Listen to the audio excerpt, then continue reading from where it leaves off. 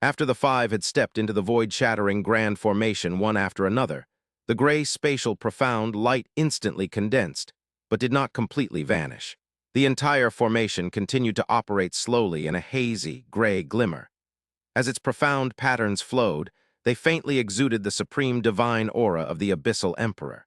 This was originally a gift bestowed by the Abyssal Emperor upon the six great god kingdoms, yet the most powerful Usura god kingdom was conspicuously absent, a fact that was undoubtedly lamentable. Hua Fuchen's gaze shifted to Meng Kongchen. He sent a sound transmission. "Brother Meng." Both were heavy with worry. The moment their eyes met, they understood each other's thoughts and vanished in the same direction. Hua Kaylee, after all, had a simple disposition and little experience. She could not comprehend the bonds of friendship and sentiment her elders shared, which spanned over 10,000 years, nor could she read the heavy sorrow and heartache her father god concealed beneath his calm exterior. Even Diane Liu, whose anger was something she could only sense on the most superficial level. Now that the younger generation had departed, Hua Fuchen and Meng Kongchen could finally drop their pretense of ease to confide in one another and discuss how to make amends. Meng Zhangji, well aware of the divine sovereign's many worries, did not follow. He walked to Meng Jiangxi's side and said coolly, "I wonder what the divine child Yuan is thinking. It has been less than 20 hours since he endured 200 breaths of the punishment of desolate gnawing. Yet he insists on forcing his way into this perilous, forbidden domain, and the sovereign actually allowed him to do as he pleased." Meng Jiangxi, however, replied, "Because Father God knows that younger brother Yuan must have his reasons for doing so. Since he is unwilling to speak of them, Father God will not press him. This is a unique trust Father God places in him alone." Meng Zhangji's old eyes gazed deeply at Meng Jiangxi. He seemed to want to say something but held his tongue, ultimately just saying, "Let's go." But Meng Jiangxi's feet did not move. He looked toward the void-shattering grand formation. One can stay in the god-slumbering forbidden domain for 72 hours at most. This means our time in the Pure Land can also be extended significantly. Grandfather 1, you should go to the Pure Land and visit old friends with my uncles too. I must remain here. If younger brother Yuan encounters danger in the forbidden domain and escapes injured, I can be the first to assist him. Meng Zhangji frowned slightly. It took a long while for his brow to relax, his expression complex and difficult to read. "Jiangxi, does this mean you've completely given up the fight?" "Yes," Meng Jiangxi replied without a hint of hesitation. He turned to face Meng Zhangji's gaze directly and said with utmost seriousness, "My initial decision to give up was because I could not win, nor did I dare to compete any longer. Father God's undisguised favoritism, younger brother Yuan's perfect godhead, and his astonishing talent and skill in the profound way, coupled with the fact that he held the Empress Mother's fate in the palm of his hand. The sense of powerlessness was so heavy I could barely breathe. Reason compelled me to choose not to contend, to choose submission. But back then, I was still 40% unwilling. Now, however, I am utterly convinced, 3, with not a single shred of resentment left." Though these words sounded defeatist, he spoke them with such calm composure, even revealing a faint smile. "Especially after witnessing younger brother Yuan's profound devotion and willpower today. I feel more and more that fate sending him back to us is the greatest blessing for my dream-weaving god kingdom. So why should I continue to fight? To stand by younger brother Yuan's side, to assist him in raising the dream-weaving god kingdom to a glorious future. Is that not also an honor worthy of being etched into the annals of history?" Staring at the unusual light in Meng Jiangxi's eyes, Meng Zhangji finally nodded slowly. "Good, since you have made your decision, I have nothing more to say. It's just that your past transgressions were quite severe. I fear." "Grandfather, what are you saying?" Meng Jiangxi said with a smile. "Younger brother Yuan's will was strong enough to withstand double the punishment of desolate gnawing.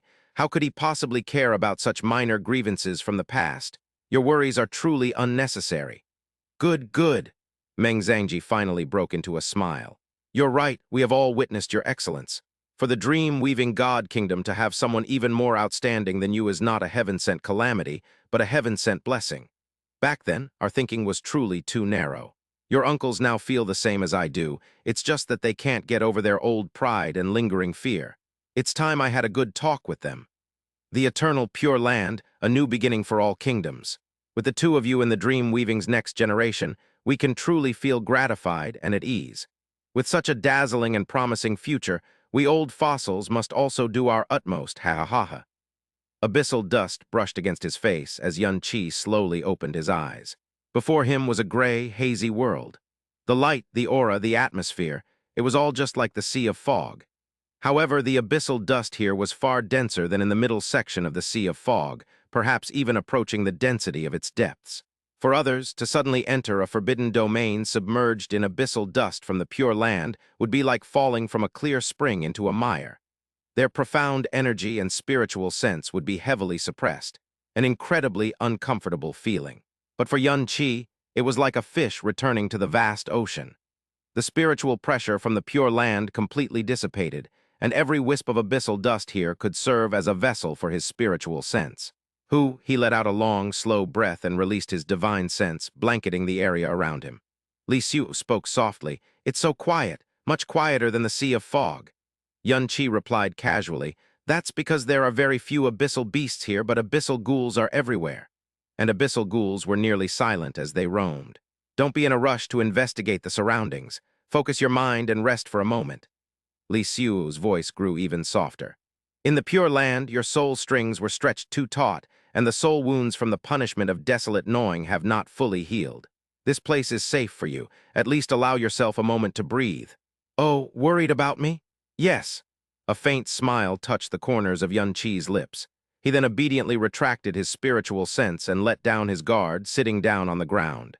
"All right, how could I refuse the concern of a creation god?" Li Xiu said no more, quietly watching Yun Qi close his eyes to rest. However, she could clearly sense that his mind could never truly relax. At least 30% of it remained on high alert. The shadow of an abyssal ghoul drifted near, but just as it was about to touch Yun Qi, it abruptly turned and headed in another direction, soon disappearing into the vast gray fog. Li Xiu finally couldn't help but ask, "Your thoughts are still in turmoil. What are you thinking about?" Yun Qi's eyes remained closed as he spoke in a low voice. "I still can't get over why Mosu was so unmoved by the miracle of life I displayed. I've thought back on my conversation with him, and he mentioned the words will to die more than once. So I'm thinking, perhaps more than the wounds inflicted by the ancestral sword. The death wish born from Pan Xiaoti's immense guilt and remorse is the true reason for her slumber. And something like a death wish, that is indeed something even a miracle of life." His voice suddenly stopped, and he let out a sharp cry. "Who's there?" Boom! The explosive sound wave, carrying a sudden burst of profound energy, violently shook the surrounding space. Dozens of cracks spread rapidly outward as Yun Qi shot to his feet, provoking the sharp shrieks of countless abyssal ghouls in the distance. "Li Xiu!" A dark light shone in Yun Qi's eyes as his gaze swept the area like a hawk's. But as far as his spiritual sense reached, he captured only pure abyssal ghouls and turbulent air currents. "One breath, two breaths," Li Xiu finally asked. "What happened?" His search yielded nothing, but Yun Qi's soul strings remained taut, his brows knitted tightly. "Someone was spying on me." Li Xiu was briefly silent before saying, "Did you find the source?" "No," Li Xiu said. "I didn't sense anything. Moreover, the abyssal dust here is dense, which limits others' spiritual sense, while yours is greatly enhanced. You could clearly detect Hua Qingying spying on you in the sea of fog. And besides, those who entered this forbidden domain with you are all in the god annihilation realm." Yun Qi's expression shifted slightly. His shout had not been a slip of the tongue. In the instant before he yelled, his spiritual sense had already radiated in all directions. An unexpected shout and burst of profound energy would have been enough to cause a ripple in any soul, no matter how well hidden. Yet his spiritual sense, extended to its absolute limit, had found nothing. He was certain that if he had been spying on someone who suddenly shouted and released profound energy from a state of quiet rest, his own soul would have certainly jolted, be it lightly or heavily. It was impossible for there to be not the slightest ripple or trace. Furthermore, this was a place dense with abyssal dust. And besides, that spying sensation had a faint, indescribable frailty to it. After another long moment, Yun Qi's brow relaxed. He retracted his spiritual sense and let out a soft breath. "Perhaps I've been on edge for too long and have become a bit paranoid perhaps, but the Devil Queen had warned him more than once that the one thing in this world that should never be ignored is a sudden illusion." After this incident, Yun Qi could no longer rest peacefully. He strode forward, his spiritual sense spreading silently around him. Unconsciously, an hour passed. He touched upon Xian Yue's aura but immediately changed direction, heading toward a place where the abyssal dust was even denser. In the direction he now walked, the concentration of abyssal dust rose abnormally, and the density of abyssal ghouls surged with it. After passing one abyssal ghoul after another, he finally stopped. Ahead was a bottomless black abyss, churning with gray, dim abyssal dust so thick it was almost tangible. It was like the silently gaping maw of a demon that could noiselessly devour everything in the world. Yun Qi stared at the dark abyss, his brow furrowed, and muttered, "So this is a Death Abyss 5. It was common knowledge that at the center of the Sea of Fog lay an immense primal death abyss. Within it was the densest, most primal, and most terrifying abyssal dust in the entire abyss. The primal death abyss was unique, but death abysses were not. Much smaller versions existed sporadically in the depths of the Sea of Fog. However, the depths of the Sea of Fog were home to abyssal beasts and ghouls at the god's sovereign realm, far beyond his current ability to control. He had ventured there only once, and had returned in a sorry state, never daring to enter rashly again. Thus, this was the first time he had seen a real death abyss. This death abyss was no more than 100 yards wide, yet it silently emanated an indescribably terrifying aura. As Yun Qi stared at it, his vision suddenly blurred, and an inexplicable impulse to leap down and return to eternal nothingness arose in his heart. Yun Qi violently tore his gaze away. He pushed out with his right hand, and a ball of fiercely burning golden crow flame shot toward the death abyss. The moment the golden flame fell into the death abyss, its light and aura vanished instantly. There was no struggle or burst of power, not a single sound. It simply returned to nothingness in an instant. Yun Qi's eyes narrowed slightly, a strange light flashing within them. A perfect disposal method indeed. Perfect disposal method? What are you talking about? Li Xiuo asked, confused.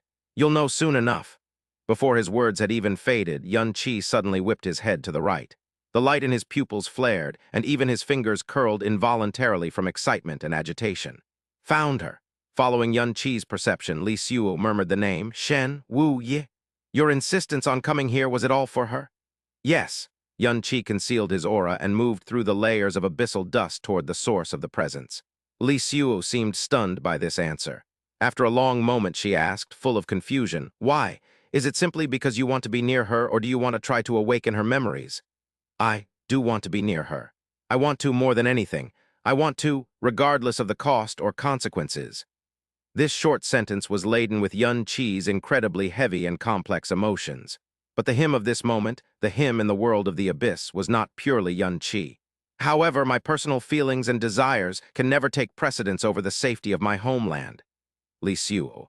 I sought an opportunity to be alone with her not because Yun Qi wants to be near her, but because Emperor Yun needs someone to fight by his side. Li Xiu's soul rippled slightly, her voice as soft as faint smoke. But the person she is now is not Xia Qingyu, but Shen Wuyi, who has no past. She doesn't remember you or your homeland. Her only identity is the divine maiden of the Evernight God Kingdom. How could she possibly stand with you? Besides, Mosu specifically warned you that Shen Waianai has developed the intent to kill you. Shen Wuyi is very likely the one who will carry it out, and this place is undoubtedly the most perfect location for it. Yes, I know, Yun Qi replied, completely unfazed. Li Xiuo said no more. It seems you have already decided what to do. I will wait and see if your wish comes true. Yun Qi's spiritual sense had already reached the area where Shen Wuyi was before his body did, but her current state left him quite surprised. The Abyss Emperor's favor was unimaginably rare, yet she had used it to exchange for entry into this divine slumber-forbidden domain. Anyone would assume that something she greatly desired must be inside. After entering, she would undoubtedly search with full effort immediately, not wasting even a single moment. After all, one could stay in the divine slumber-forbidden domain for at most 72 hours. But according to Yun Qi's perception, Shen Wuyi had completely suppressed her aura, hiding under a massive gray boulder, unmoving for a long time. She showed no sign of searching, nor did she provoke any abyssal ghosts. What was she doing?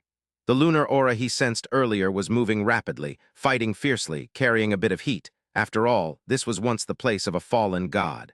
Anyone entering for the first time would certainly feel excitement and curiosity. Yet she, who had shown such strong desire to enter this place, was so silent.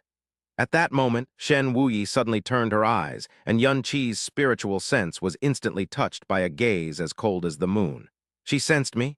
Yun Qi quickly withdrew his spiritual sense, and the abyssal dust trembled in his palm. Instantly, an abyssal ghost hidden within the dust mist let out a shrill cry and suddenly leapt out, its long, sharp claws stabbing directly toward Yun Qi's heart. Yun Qi neither dodged nor retreated. Suppressing his profound energy completely, the abyssal ghost's claws pierced through his chest, tearing open several bloody holes and exploding a terrifying mist of blood.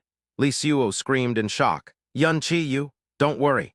Yun Qi's face grew pale from pain, but the blood-stained corner of his lips lifted slightly. Did you forget?